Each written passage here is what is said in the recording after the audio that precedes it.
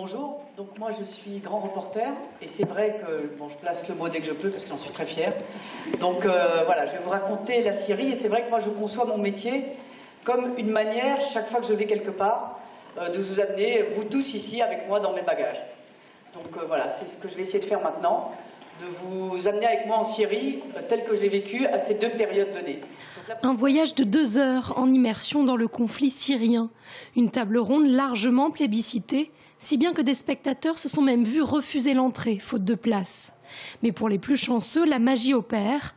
Florence Obna parvient à les transporter à 4000 km de Blois pour entreapercevoir à travers sa propre expérience la complexité de cette guerre.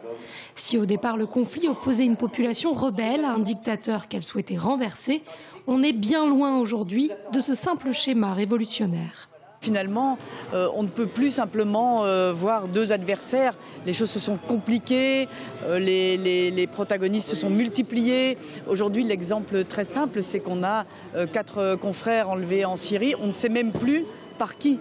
C'est-à-dire que dans cette zone libre qui était avant celle de villageois qui ont pris les armes, aujourd'hui on ne sait plus qui est un groupe mafieux, qui est un groupe de l'armée syrienne libre, qui est un groupe djihadiste et qui est un groupe infiltré par le régime.